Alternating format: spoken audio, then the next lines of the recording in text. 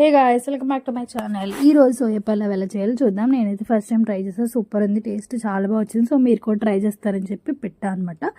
So first అయితే ఒక 10 to 15 minutes boil చేసుకున్న వాటర్లో సోయా అయితే యాడ్ చేసేయండి. అండ్ దెన్ స్క్వీజ్ అవుట్ చేసుకోండి, వాటర్ ఏం లేకుండా. అండ్ నెక్స్ట్ ఆయిల్ యాడ్ చేసి దాంట్లో టొమాటోస్, మిర్చీస్ అలా కొంచెం కొత్తిమీర వేసుకుని అది మగ్గాక దాన్ని అయితే పేస్ట్ చేసి పెట్టేసుకోండి. అండ్ నెక్స్ట్ ఆయిల్ యాడ్ చేసి దాంట్లో సన్నగా కట్ చేసుకున్న onions and mirchis and tomatoes add చేసి అల్లం వెల్లుల్లి పేస్ట్ అండ్ అలానే బిర్యానీ ఆకులు, బిర్యానీ మసాలా అన్నీ ఉంటాయి కదా, అవన్నీ యాడ్ చేసేయండి.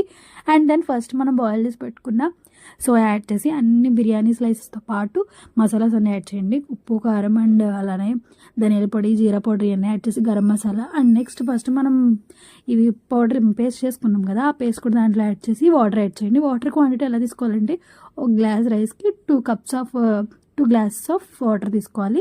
అండ్ దెన్ లాస్ట్లో తీసుకునేటప్పుడు నెయ్యి వేసుకుని ఇలా మంచిగా 10 to 15 minutes